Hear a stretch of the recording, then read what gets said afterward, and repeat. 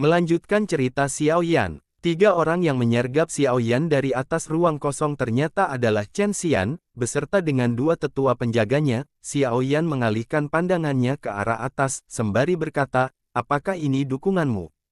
Chen Xian menjawab, apakah menurutmu itu belum cukup?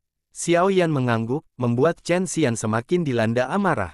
Dia segera memerintahkan kedua tetua di sampingnya untuk membunuh bocah tersebut, tetapi baru saja mereka ingin bergerak tiba-tiba saja terdengarlah suara mengatakan, oh ternyata Chen Xian ya. Dan yang datang kali ini adalah Song Qing dan Cao Ying. Cao Ying bertanya dengan heran, apakah ada permusuhan di antara kalian berdua? Benar, aku mempunyai dendam yang cukup dalam dengan orang ini. Cao Ying lantas berkata mengapa kau sangat suka membentuk permusuhan di semua tempat. Xiao Yan menjawab, mereka hanyalah sekelompok badut yang tidak berguna. Mendengarkan kata-kata yang diucapkannya jelas bagaimana mungkin Chen Xian tidak terbakar api amarah. Namun Cao Ying berusaha untuk menjadi penengah di antara mereka, mengatakan kalian semua telah datang ke sini tentu saja dikarenakan tugas untuk mengumpulkan beberapa item di pegunungan obat. Tempat ini tidaklah bagus untuk pertarungan, karenanya aku menyarankan kepada kalian semua untuk sementara mengesampingkan dendam yang kalian miliki. Dan lebih baik membicarakan hal ini setelah menyelesaikan tugas yang diberikan, bagaimana menurutmu?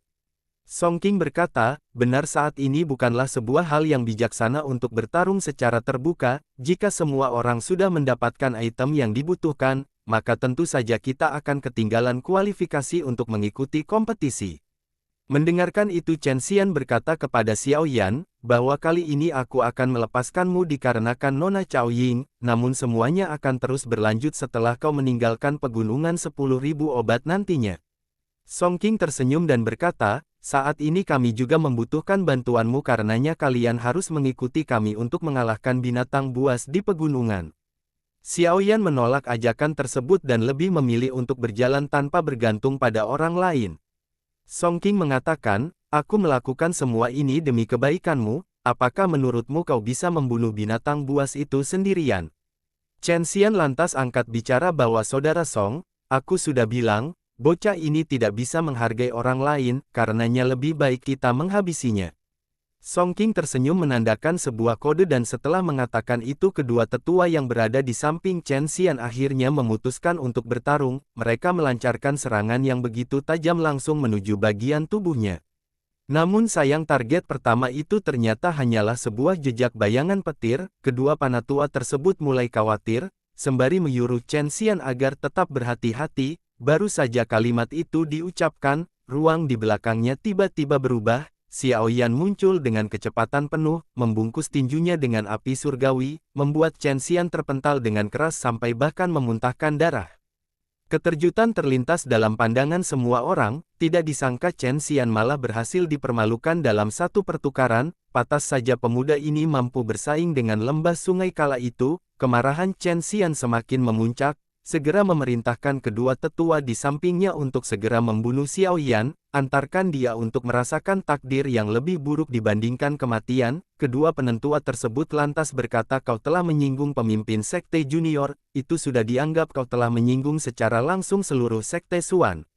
Xiao Yan berkata, lebih baik kau mengucapkan kata-kata itu kepada pemimpin sekte mudamu, dikarenakan selama ini dialah yang selalu mencari masalah kepada orang lain, bahkan jika hanya mengandalkan kekuatanmu sendiri, kau tidak akan mampu mengalahkanku. Pertarungan kembali dimulai dengan menggunakan langkah bayangan 3.000 petir dengan menghindari serangan mereka bertiga. Bilah besar memotong udara tampak sebuah celah yang sangat runcing di mana membuatnya harus menghindarinya dengan sebaik mungkin. Bentrokan pecah di dalam hutan, kecepatan Xiao Yan dalam bergerak membuat kedua penatua itu tampak kewalahan, dan mereka benar-benar tidak menyangka mengapa bisa kekuatan ranah Dozong bintang 4 mampu bersaing dengannya.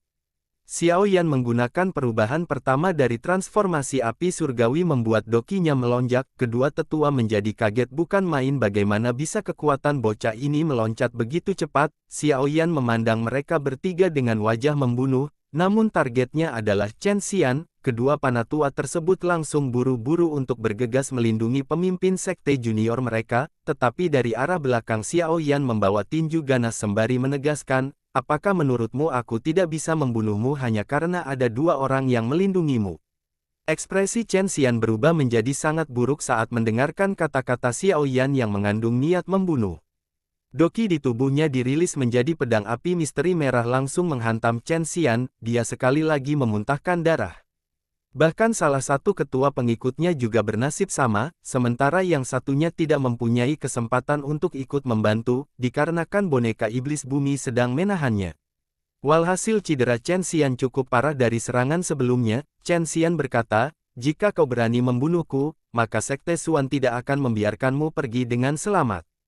Xiao Yan menjawab, "Di kehidupan selanjutnya maka kau harus menggunakan otakmu untuk memikirkan tentang bagaimana konsekuensi dari seorang penjahat." Xiao Yan mengayunkan pedangnya dan menebas ke arah Chen Xian, namun tiba-tiba saja perisai api lumpur segera membungkus tubuh Chen Xian. Xiao Yan menggulirkan tangannya, dan meningkatkan dokinya sehingga mampu menembus pertahanan tersebut, dan langsung menghantam tepat di bagian perut bawah Chen Xian. Song Qing berkata, untuk sementara waktu Chen Xian sedang bergabung dalam aliansi. Bukankah hal yang bijaksana jika harus membunuhnya, mengumpulkan semua kekuatan adalah modal terbesar untuk mengalahkan binatang buas di pegunungan 10.000 obat ini? Apakah kau memang berniat untuk menggagalkan kami demi lolos dalam seleksi ini? Xiao Yan berkata, berdasarkan dengan kata-katamu mungkin saja kau berpikir bahwa hanya dia yang boleh diizinkan untuk membunuhku. Apakah begitu? Kemampuanmu dalam bersilat lidah mengubah kebenaran adalah sebuah bakat yang sangat kau banggakan, bukankah kau tidak mendengarkan kata-kata yang diucapkannya? Dia ingin membuatku mengalami nasibnya lebih buruk dibandingkan kematian, jangan bilang kau juga tidak mendengarnya. Di sisi lain kau juga harus melupakan semua omong kosong yang kau rencanakan. Semua peserta di sini bukanlah orang bodoh, tidak ada yang akan mendengarkan kata-katamu. Jika kau tidak senang maka aku pun bisa menemanimu untuk bermain. Seketika Song Qing sungguh kena mental, dia menyadari tidak ada yang berniat memusuhi Xiao Yan selain kelompok Chen Xian. Lantas Song Qing berkata, kemampuan seorang alkemis bukan terletak pada pertarungan, jika kau memiliki kemampuan, aku akan menunggumu di acara pil setelah keluar nanti. Sebenarnya Song Qing terlalu percaya diri bahwa meskipun dirinya belum bisa bersaing dalam hal kekerasan, tetapi keterampilannya dalam penyempurnaan pil obat-obatan tidak diragukan. Hal itulah yang membuatnya semakin menjadi-jadi dalam berucap kata. Kedua tetua yang menjadi pengikutnya buru-buru untuk merangkul Chen Xian, mereka menghardik dengan amarah, kurang ajar, kau berani menghancurkan nadi pemimpin junior, jelas tindakan. Yang dilakukan Xiao Yan adalah menghentikan seluruh jalur terpenting dari praktisi doki di tubuhnya. Dengan hal itulah seseorang bahkan bisa menjadi cacat seumur hidup, bahkan tidak akan berguna lagi alias menjadi sampah selamanya. Ekspresi Song Qing dan Cao Ying terkejut bukan main. Cao Ying segera melangkah maju berkata ini sudah terjadi dan tidak ada yang bisa memulihkan situasinya. Situasi putusnya pembuluh darah bukanlah sesuatu yang tidak bisa disembuhkan. Jika acara ini selesai, mungkin bisa meminta bantuan dari Menara Pil, mereka pasti akan membantumu.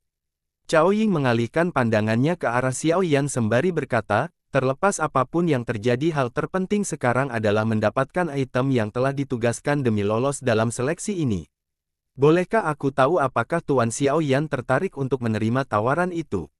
Jika semua orang bergandengan tangan bersama-sama maka kami akan lebih percaya diri untuk mengalahkan binatang buas yang berada di pegunungan obat.